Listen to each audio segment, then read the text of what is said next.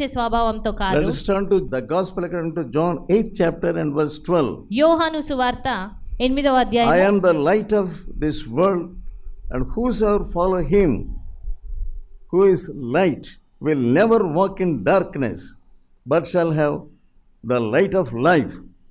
యోహాను సువార్త 8:12. నేను లోకమునకు వెలుగును, నన్ను వెంబడించువాడు చీకటిలో నడవక జీవపు వెలుగు కలిగి యుండునని వారితో చెప్పెను. When you walk with him, నీవు ఆయనతో నడిచినప్పుడు you walk in the light of life. నీవు జీవపు వెలుగులో నడుస్తున్నట్టు. If you say you are a Christian నీవు ఒక క్రైస్తవుడవు అని చెప్పుకుంటే and walking in sin, పాపంలో నడిస్తే ఆ రీతిగా చెప్పి you are not a real Christian at all. నీవు నిజమైన క్రైస్తవుడవు ఎంత మాత్రం కాదు. You must walk in the light of life. నీవు జీవపు వెలుగులో నడవాలి. Some of you people, they are hearing so many messages. They talk about grace, grace, grace. మీలో కొంతమంది ఎన్నో వర్తమానాలను వింటూ ఉంటారు. వారు ఏం చెప్తారు అంటే అన్ని వేళలా కృప కృప కృప అని కృప గురించి చెప్తారు. That's how many people, they don't know the real meaning of grace. వారికి నిజంగా ఆ రీతిగా బోధించే వారికి ఆ కృప యొక్క నిజమైన అర్థము తెలీదు. You are satisfied with those messages. కానీ నీవు ఆ వర్తమానాలను విని ఎంతో సంతృప్తి చెంది ఉంటున్నావు. They always say God is a loving God. వారు అన్ని వేళలా దేవుడు ప్రేమ కలిగిన దేవుడు అని చెప్తారు. We know from the beginning He is a loving God. మనకు ఆరంభం నుంచి తెలుసు ఆయన ప్రేమించే దేవుడే అని. Also has grace in Him. అలాగే ఆయనలో కృప ఉన్నది. But they are diverting your mind. కానీ వారు మీ యొక్క మనసులను త్రిప్పుతున్నారు. You are not remembering this verse. కానీ మీరు ఈ వాక్యాన్ని జ్ఞాపకం You are not చేసుకోలేకపోతున్నారు. walking in the light of life. మీరు ఈ జీవపు వెలుగులో నడవడం లేదు. Many people in the last day, they come and say, we have prophesied in your name. చాలా మంది ఆ ఆఖరు దినాన వస్తారు, వచ్చి మేము నీ నామమున ప్రవచించాము అని అంటారు. In your name we have cast out devils.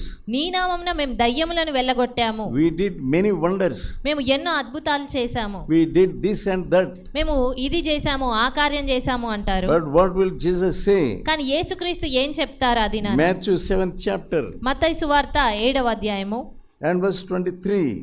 23వ వచనము. He says, I will then say unto you, you workers of iniquity, I never knew you. నేను మిమ్మును ఎన్నడును ఎరుగను. I never knew you. నేను మిమ్మును ఎన్నడును ఎరుగను. Now depart from me. అక్రమం చేయవార్లారా నా యొద్ద నుండి పొండి. Depart from me. నా యొద్ద నుండి పొండి. You cannot easily always utter that word grace, grace, grace, grace and deceive yourself and deceive many people.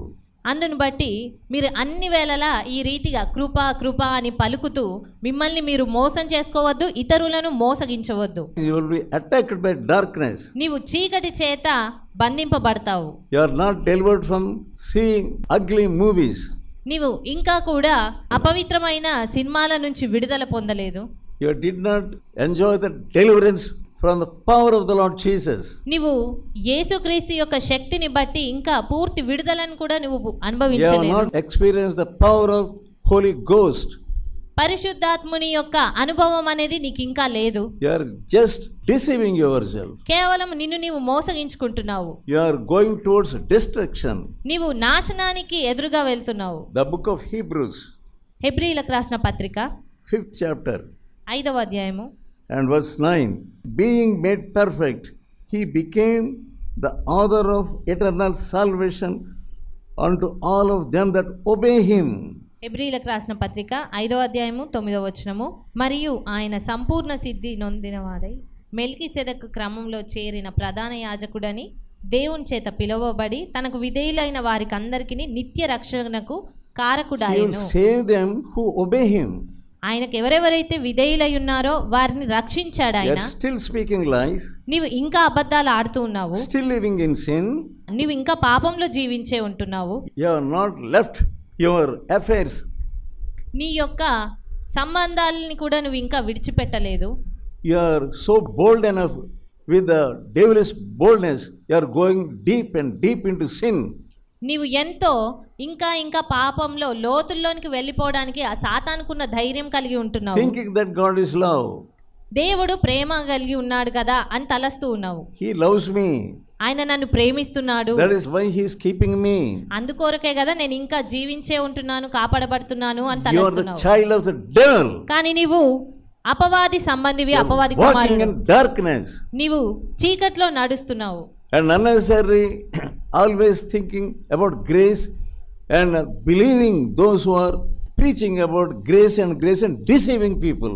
అయినప్పటికీ కూడా ఇంకా కృప కృప అని తలస్తూ ఇంకా ఆ రీతి అయిన వర్తమానాలను వింటూ నిన్ను నీవు Are you మోసగించుకుంటున్నావు. lightly treating the word of God, దేవుని వాక్యాన్ని తేలిగ్గా ఎంచుతున్నావా? disobeying the word of God? దేవుని వాక్యానికి అవిధేయుడుగా You ఉంటున్నావా? know that you are disobeying the word of God. నీవు దేవుని వాక్యానికి అవిధేయత చూపిస్తున్నావని You తెలుసు. are the child of the devil. నీవు అపవాది కుమారుడవు, You కుమార్తెవు. must know that you are walking in darkness. నీవు చీకట్లో నడుస్తున్నావు అని నీవు గ్రహించాలి. Whatever you do, నీవు ఏది చేసినా కూడా your conscience tells you that it is wrong. నీ మనస్సాక్షి నీతో చెప్తుంటుంది అది తప్పు అని.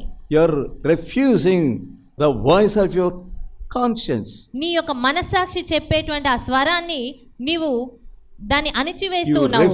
you are refusing to meditate the word of God. దేవుని వాక్యాన్ని ధ్యానించడాన్ని నువ్వు When కేవలం నిర్లక్ష్యం చేస్తున్నావు. You suddenly, when you get up in the middle of the night, రాత్రికాల సమయంలో అకస్మాత్తుగా నువ్వు నిద్రలోంచి you లేచినప్పుడు take up your cell phone. నీ మొబైల్ ని తీసుకుంటున్నావు. That's all you know what to do.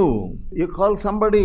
లేదా నువ్వు ఎవరికి ఫోన్ చేయాలో వారికి చేస్తా ఉన్నావు You are phone. doing all these things. ఈ విషయాలు అన్ని చేస్తున్నావు. You don't have any conscience that God is looking at your heart. దేవుడు నీ హృదయాన్ని చూస్తున్నాడు అనేటువంటి మనస్సాక్షిని నువ్వు కలిగి లేవు. You have become like a stone. నీవు ఒక రాతి వలె అయ్యావు. That's why the word of God is not doing anything in your heart. అందు నిమిత్తమే దేవుని వాక్యము నీ హృదయంలో ఎలాంటి కార్యం You are చేయలేకపోతుంది. not able to read the word of God in the middle of the night.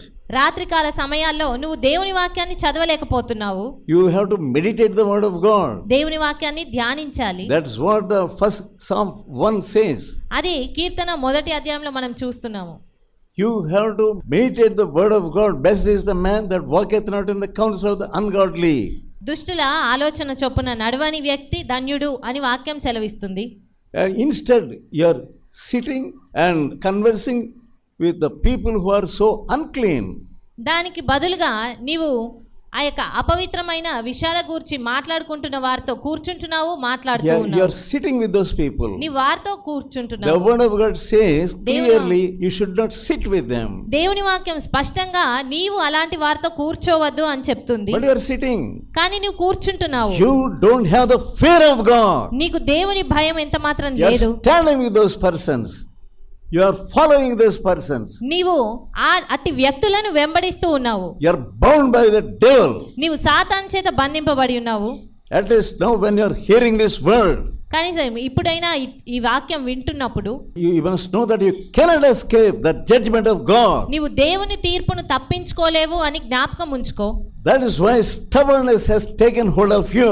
అందు నిమిత్తమే నీలో ఆ మొండితనం అనేది నిన్ను పట్టి పీడిస్తూ ఉంది. You are a stubborn girl. నీవొక మొండిదానవు. You are a stubborn boy. నీవొక మొండివాడవు. How long you will be like this? ఎంతకాలం ఇదే రీతిగా ఉంటావు?